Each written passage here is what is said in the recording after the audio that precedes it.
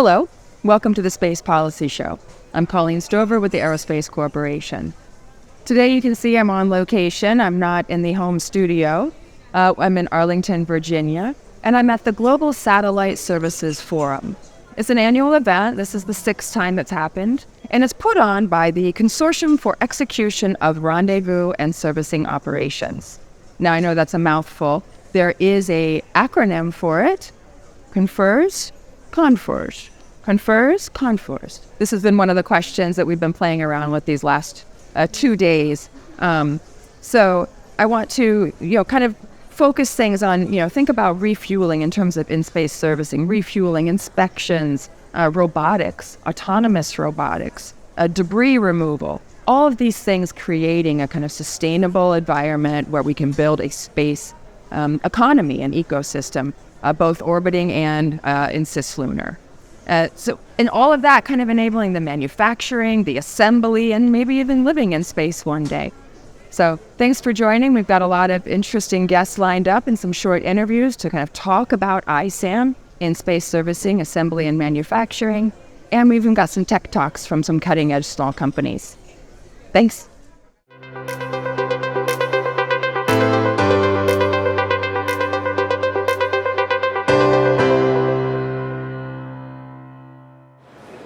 Everyone, I'm here with Chris Blackerby.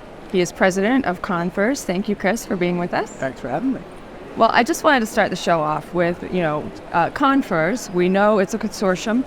We know it's international. We know there's rendezvous and servicing operations. But what exactly is CONFERS? Can you give us the elevator speech? Sure. CONFERS is the global body that focuses on satellite servicing. We want to bring together the ecosystem of everybody that's involved in the servicing of satellites. So we're talking about the servicing providers, component providers, potential customers, government agencies, and anybody who's just interested in seeing how satellite servicing is going to transform the orbital economy. Yeah, well, we're definitely talking about the future space economy, the ecosystem, if you will. And there's lots of exciting new technology that I'm learning about.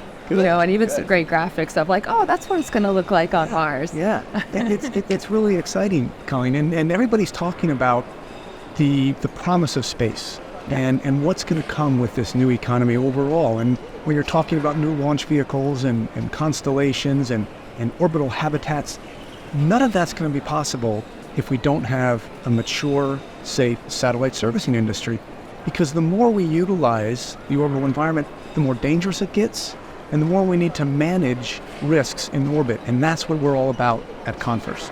Right. So I heard somebody say today, may have been you.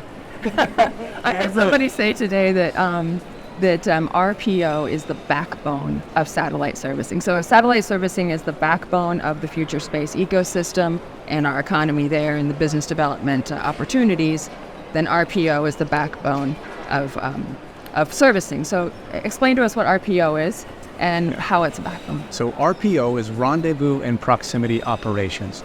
So when we're talking about servicing a satellite, we're talking about approaching it, identifying it, coming in close to it, and grabbing onto it.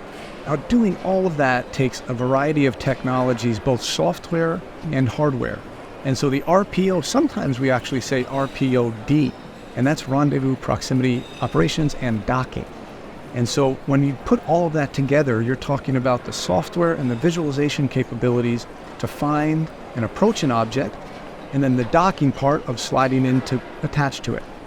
Now, everything we're talking about of the services that we want to provide needs to have that capability technically ready and affordable. And so if you want to refuel a satellite or remove a piece of debris or move a satellite from one orbit to another, it all is going to be reliant on RPOD. Okay, RPOD. Don't forget the D. Don't forget the D. So we're breaking up a little bit here for a break in the conference, but before we do that, we're here for it's the Global Satellite Servicing Forum. Yes. We've already talked about how it's not the best title for it. We'll work on that. We're going to check the comps on that. But so this is the premier CONFERS annual conference, right? And yeah, go ahead. Yeah, that's right, Colleen. This is the gathering place for all of that ecosystem that I talked about. So it's bringing everybody together and creating this community and using this community for every aspect of this nascent ecosystem as a sounding board, as a support function, as a way, as a megaphone, as a way to start talking more about what we can do. And this is our annual conference where we can all get together, share information, meet new people, bring on new members. We actually have almost 70 members right now of CONFERS. CONFERS started 6 years ago with 5 members. Wow. Now there's 70 companies. That Across how many countries? 14 countries. Right. So it's incredibly large, it's global, and it's growing, and it's where you should be if we want to talk about this incredible future dynamic ecosystem. Okay. Well, so I know we're going to just go with it right now because we're not really sure if our audience can hear us that well with all the background, but I'm going to go with it. Docking is kind of your stick with Astroscale, right? A lot of you guys, a lot of what you do is the active debris removal. It's the importance of sustainability by supporting this environment. Right. So how important is sustainability for an in-space economy? It is essential. I don't think I can emphasize enough how important it is. If there's an accident in orbit or there's an unsustainable situation, we're not going to be able to utilize the assets in those orbits. Right now, we are so reliant, we, society, are so reliant on data from space. We wouldn't know what to do with ourselves if we didn't have access to data from space. And that could go away, and the risks are monumental. Right. I mean, it goes beyond like getting your GPS coordinates or getting your delivery from Amazon or right? Banking, talking to relatives across the world, disaster monitoring and disaster relief, communications during those situations, climate change monitoring, understanding sea level rises, understanding the holistic nature of what's happening with the Earth's climate. We understand that because of space. And so that goes away if there's an accident. And so we need to address this problem before it happens. If there's an accident on Earth, if there's a car crash, we can go and clean it up. That's not that difficult. Those are tragic things to happen, but it's not that difficult to clean up. Mm-hmm. But that same thing happens in space. You can't clean it up easily. You always hear the prevention is better than the cure, right? That's what your grandparents told you, right? It's true. The prevention is the only way. There is no cure. And the risk that we're at right now is that if an accident happens, then we can't cure it, and an accident's going to happen. Right. The use of orbit is just becoming too much, so we need to take action now. Right. And so your company removes things.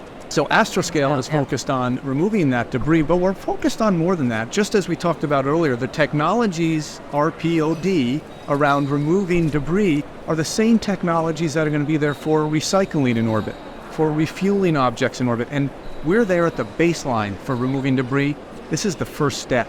This is something that's going to go way bigger than that. Yeah. And the scope of what this ecosystem is going to create, it is almost hard to think about how many things could be focused on this. And that's what we want to focus on at Astroscale, not just debris removal, but a whole variety of services. Well, great. All right. Well, thank you very much, Chris. I'm looking forward to the rest of the event and what more exciting things we have. Great. Thank you. All right. Thanks.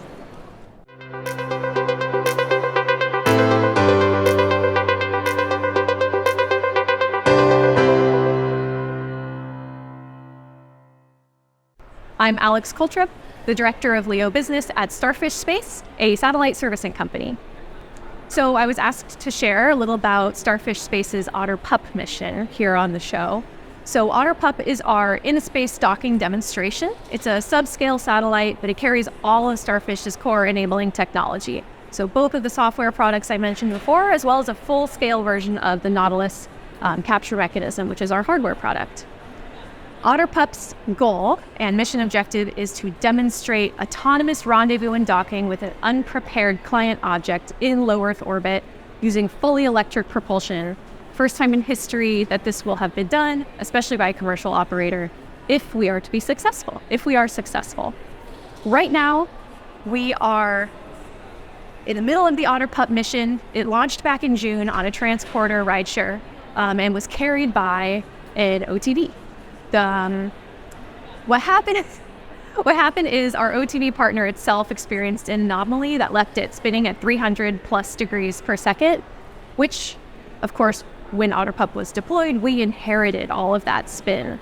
So as you can imagine, that created a tough challenge for us to work through at Starfish Space. And you can read all about it on our company's socials and on our press release. But long story short, Starfish's team was able to devote a lot of energy and company resources into inventing a novel control algorithm to stabilize OtterPup. So within just a few months, we were able to stabilize OtterPup fully down to below 1 degree per second of rotation, and we didn't use a drop of propellant to do it. This control algorithm was used to actuate our onboard magnetic torque rods and pushing off against the Earth's magnetic field to complete this stabilization. As you can imagine, that was pretty challenging considering the high spin rates that OtterPup was sustaining, but thankfully we had some really, really good mission partners with us along the way. From the very beginning, we were fortunate that some of Starfish's early design decisions with OtterPup ended up paying off. We chose to use omnidirectional antennas, which was helpful for being in two-way communication with a wildly spinning object. We chose to install not only the main wing solar panels, wing configuration if you want to call it that, but also keep aligned solar panels, smaller panels on every face of the vehicle, which OtterPup was not pointing at the sun the way we wanted it to because it was spinning, and that allowed us to keep the power up and keep the vehicle alive until we could stabilize it. So I think that one of the big lessons here is we are trying to do something new and something novel in space, and dealing with unanticipated challenges comes with the territory, and it's been a great opportunity for us to learn a lot along the way, work with some great partners, and showcase the amazing engineering expertise that we have in-house at Starfish Space. So OtterPup is stable, and the next step is continuing through commissioning, and we'll see what happens next.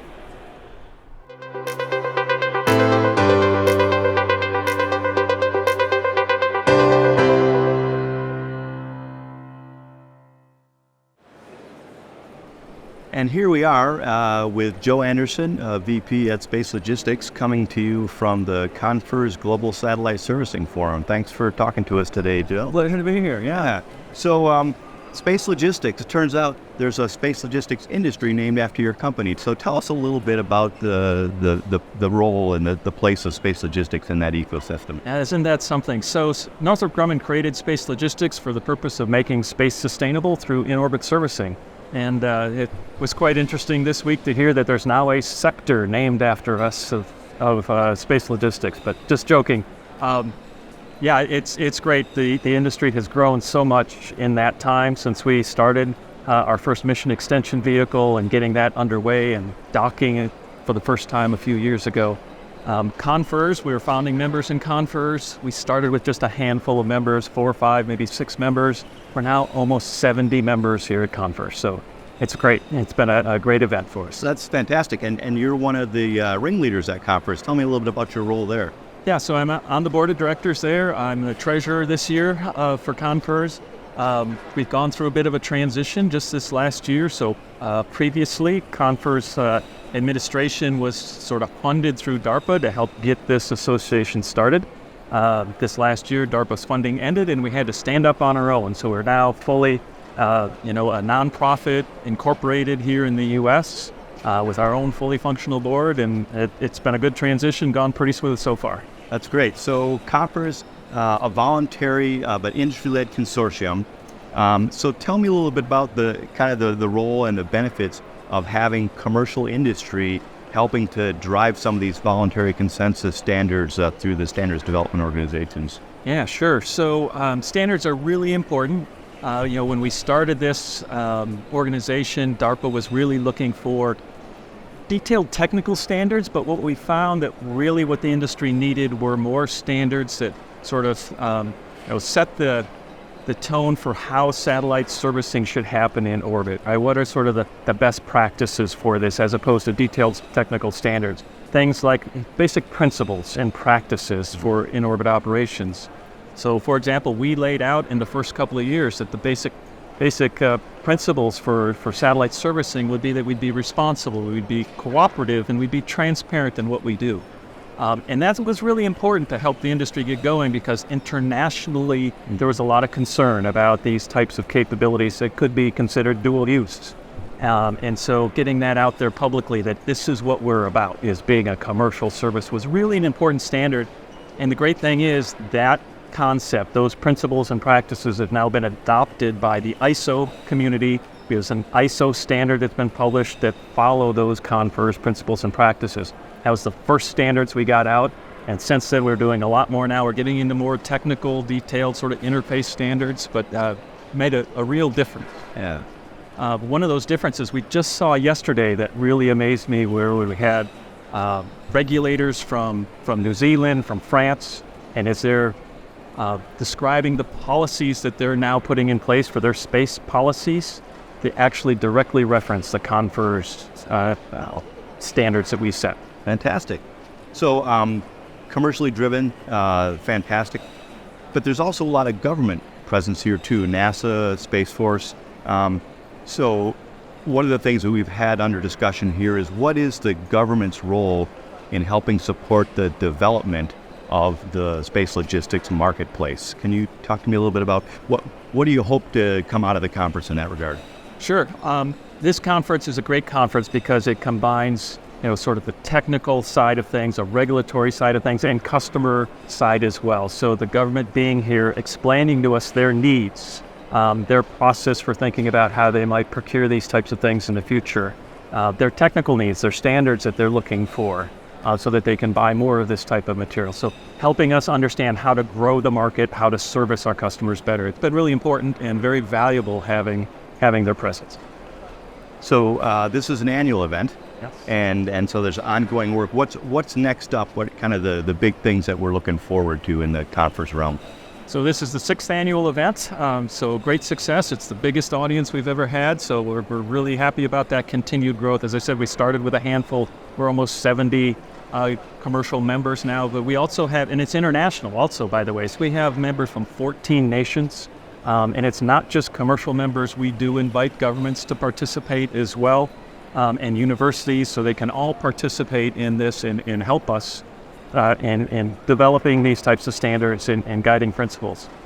So what's next? I think continuing that technical standards development, but also on the policy side, we're getting to the point where we need to make sure that the governments, as we start to try to do services internationally, with a service provider from one nation and a client vehicle from another nation, making sure that there's that regulatory umbrella there that allows us to do those, because those nations are obligated under the Outer Space Treaty, to do certain things, and we have to make sure that we can operate under that envelope. So that's really one of our emphasis in the next year, as well as developing those technical standards, things like refueling interface, power and data interfaces. All right, well, that sounds really important, and good luck with that, and thanks a lot for chatting with us today. Absolutely. It's a pleasure. All right. Thanks so much. Take care.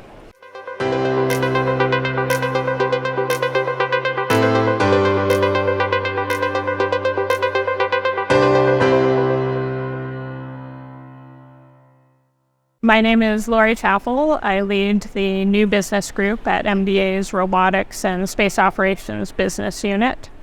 MDA is probably best known for our space robotics heritage. So you've probably seen the space shuttle and the Canadarm on the space shuttle. And then following the space shuttle on the International Space Station, we did the Canadarm2 robotic system, which was coupled with a dexterous robotic system called Dexter. So we did the original in-space assembly and manufacturing.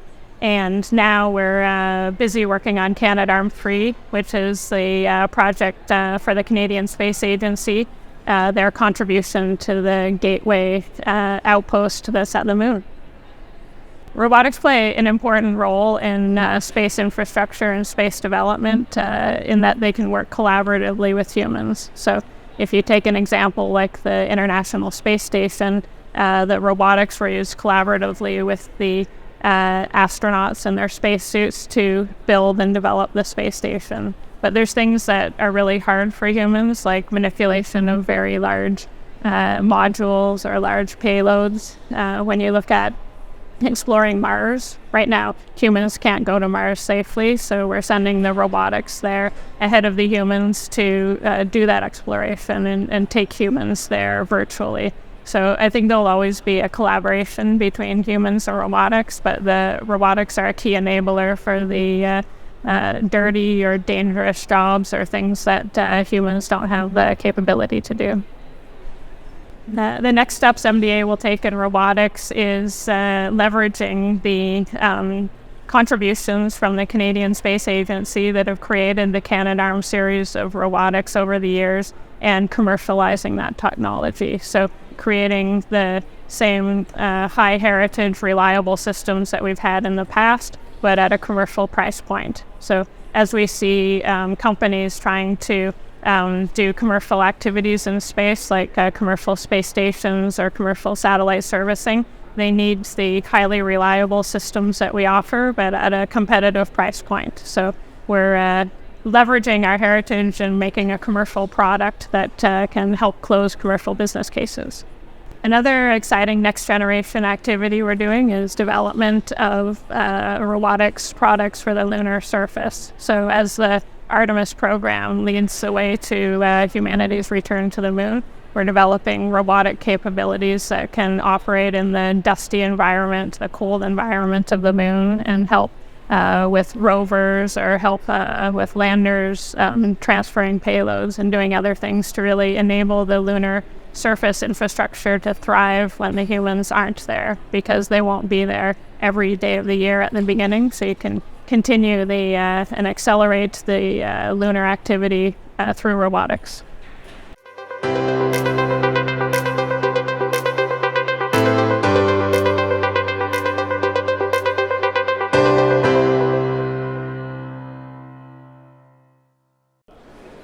Hi, I'm Ron Burke from the Aerospace Corporation, also serving as the co-chair for the CONFERS Technical Working Group, and I'm here with Bo Naz, the capability lead for ISAM for NASA. Bo, there's a lot of exciting capability that we see for ISAM. What are we seeing that's going to change the face of space? Well, for NASA, we've been using rendezvous and prox ops and satellite servicing and assembly capabilities for decades now, supporting the assembly of space station, the maintenance, refueling of space station, and the transport of cargo and crew there. Also the repair and upgrades to the Hubble Space Telescope that every time we put a new instrument in it, it becomes a brand new observatory. So those servicing those exquisite assets has been part of our DNA for a long time, so now it's really great to have this CONFERS organization bringing industry together, building that capability to be not just for these exquisite assets, but also for all spacecraft and the ability to sustain and operate spacecraft kind of ubiquitously across the spectrum. Fantastic. So, and with the CONFERS members, we're seeing a significant amount of new innovative capability that is coming into play. But we also recognize that the space community is conservative. They like to have trust in the systems that they deploy, and in particular in an ecosystem environment where one system is dependent on another. How do you see us building more trust and confidence in these new capabilities? Yeah, well, I think that the CONFERS membership is first and foremost, developing these technologies and demonstrating them and flying them and helping us build that confidence. But when you think about what it's going to take for the space user to accept this capability, I think first of all, having standards and lessons learned well communicated and understanding the procedures for doing things and making that available to the people that are architecting these future missions so that they understand what we mean when we say servicing is really critical. Fabulous. And one of the areas that we might be able to help the community to build that confidence is through test beds and proving grounds. I know NASA uses those. Can you give a couple of examples or some thoughts on how test beds and proving grounds can build that confidence in a really successful mission, like Hubble servicing, for instance? Yeah, well, the operations in space when you're doing a free flyer capture, for example, you have a complicated rendezvous and prox op GNC system, full 6 degree of freedom with zero gravity and contact dynamics, and how do you prove out and test that system? So our OSAM-1 mission is going to capture Landsat 7, and so probably capture is the hardest part of that.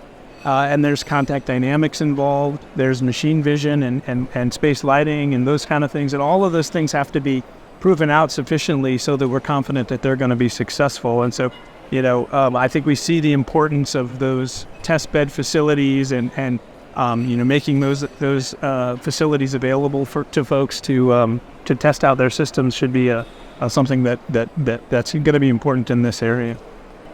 Bo, what do you see as the key next steps for the community? Well, as I said, I think having standards that we can call is really important. I want to see future solicitations of spacecraft include serviceability requirements. Yeah. And I think we have a generation of space architects and space systems engineers who've grown up locked into a one launch scenario, and so we kind of have to get those folks trained up into thinking about how they can take advantage of these new options, new flexibility. And so I think, part of it is if we want to have serviceable spacecraft, we have to specify serviceable spacecraft. And I think, defining standards that help those consumers procure the systems they need is a really critical step. All right. Fantastic. Bo, thank you so much. We appreciate your foresights and insights as we look forward to the future. All right. Thanks, Ron. Glad to be here.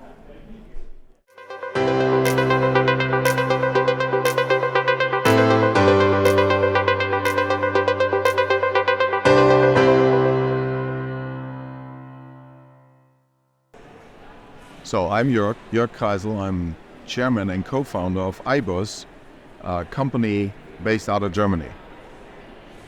iBoss is a Germany-based new space company focused on ISAM, supporting ISAM and to help change and improve future space infrastructure and associated logistics.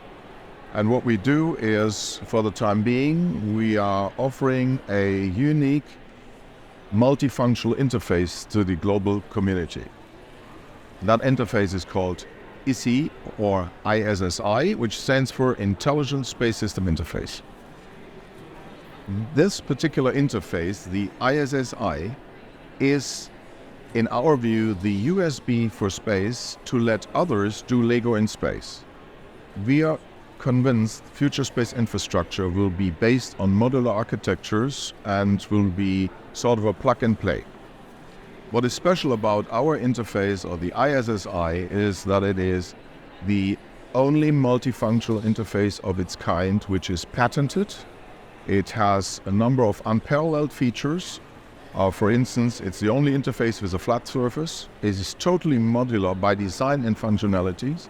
It combines different functionalities. In the core version, it is for mechanical, data, and power connection.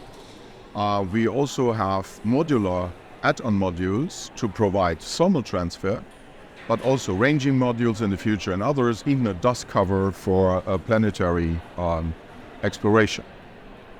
We are very happy to have been able to demonstrate and test our technology, this particular ISSI or ISSI interface in space, in the course of a DIU-funded mission. DIU is a Defense Innovation Unit, and that was conducted by SkyCorp Incorporated. In that mission, we were able to show high power transfer over several months, very well data transfer, some coupling, etc. Moreover, we have mastered a mass manufacturing process, Industry 4.0 based, which is very important for future ISAM and peak devices in high lot sizes. And so we are sort of a candidate as a standard interface for the future. And I'm happy to say that, particularly in my capacity as the secretary of CONFERS.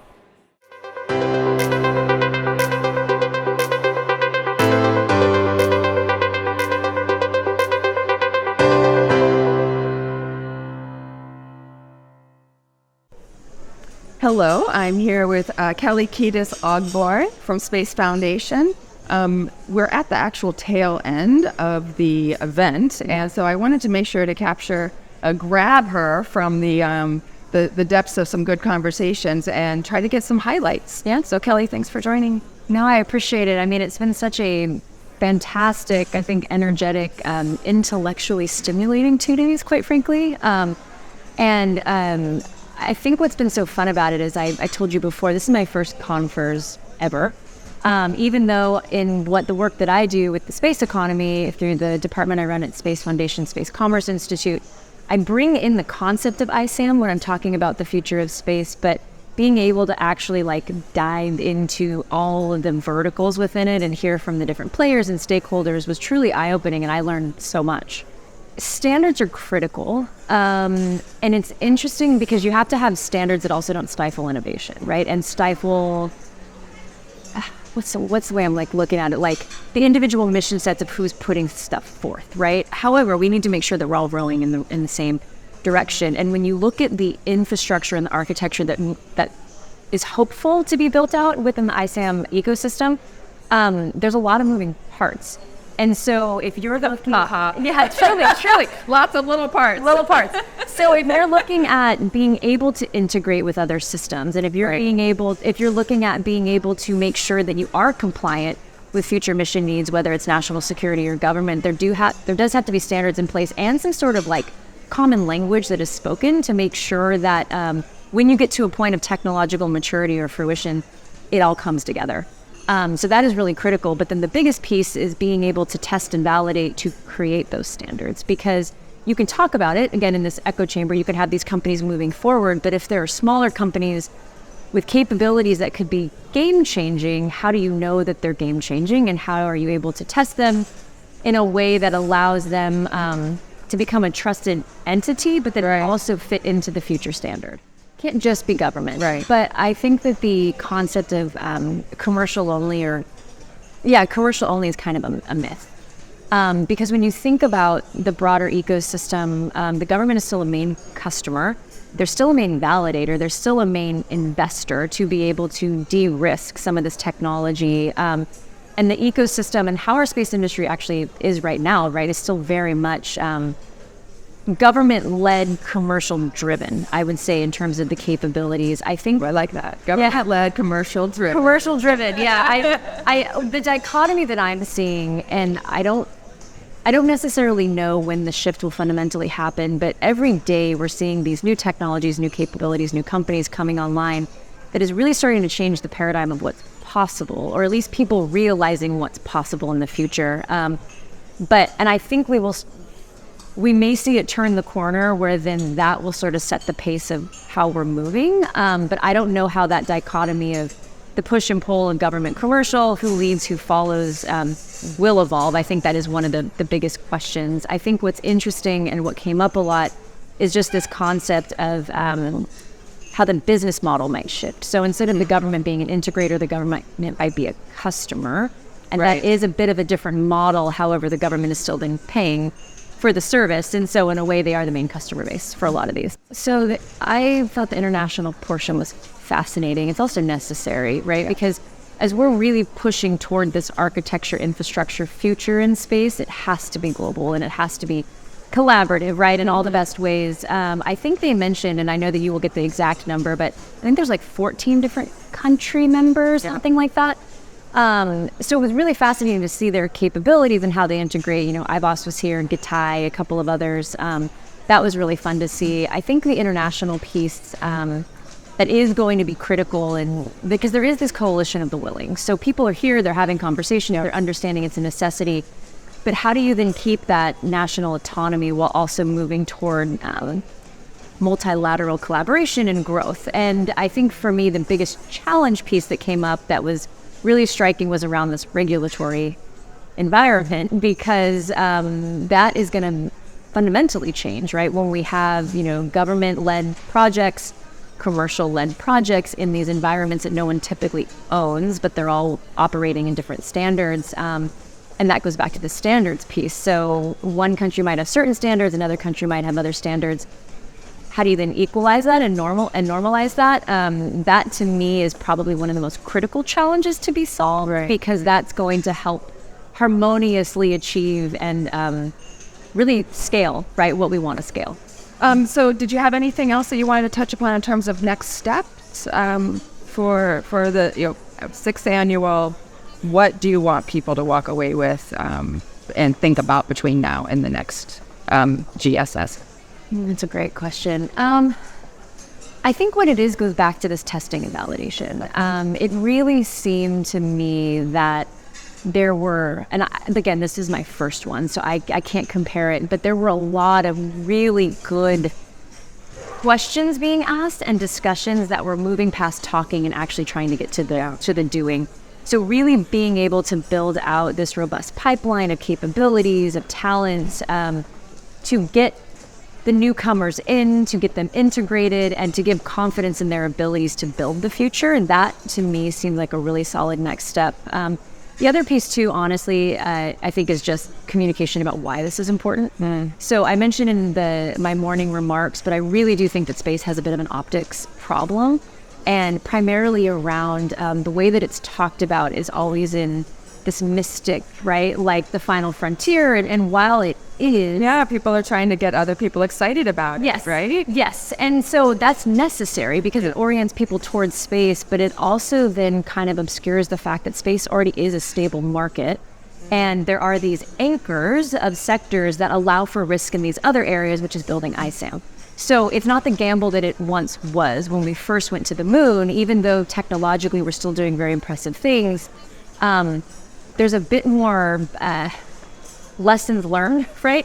And other infrastructure to build upon. And so being able to take that knowledge, understand that this isn't, it's hard. I mean, space is absolutely hard and they're still building a business case, but it's not starting from scratch. No. And so that test and validation, the ensuring trust that these people know what they're doing and they're used to building and validating timelines, I think is really critical just to get like other third parties that could help really make or break the industry, understanding why this is important. Excellent. Thank you very much. So I do have one last question. I mean, this is the question that I've been burning with the last 2 days is, the acronym CONFERS. You've heard it a couple times with our different guests. We've been hearing it different ways. Is it CONFERS or CONFERS? So again, I'm 2 days in, right? This is like my first one. I think it's CONFERS. All right. I think it's CONFERS, but I could be wrong. So Pam Melwright pronounced it CONFERS. Yeah, and she started it, I believe, so I will go with that. All right, let's do it. Yeah. So thank you very much for joining us from the CONFERS conference. Thank you. Thanks for having me. Thanks.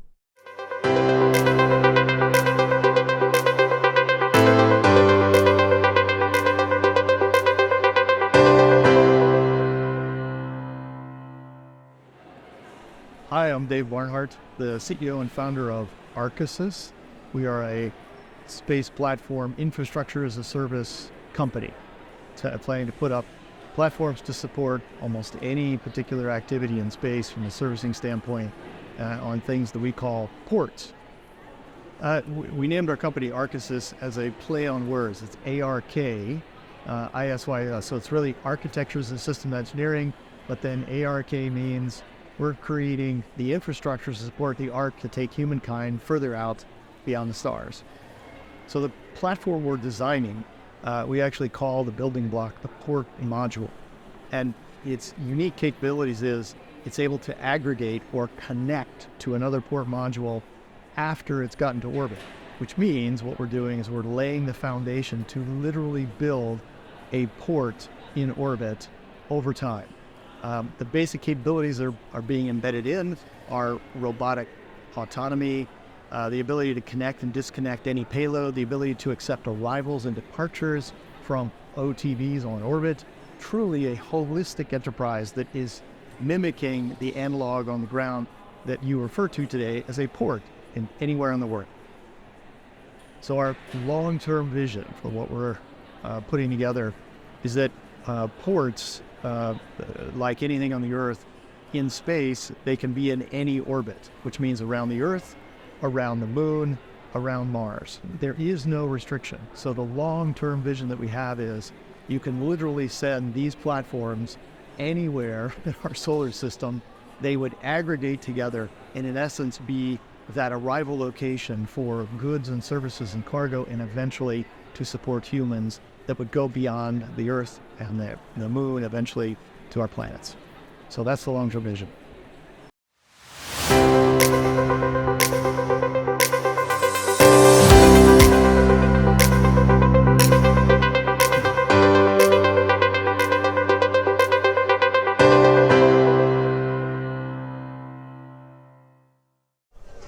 Well, thank you everyone for joining us for today's show. I've certainly enjoyed it, being around all these great thinkers, learning about the stakeholders, learning about the policies that need to happen, and learning the sticking points too, the continued challenges. That's always important.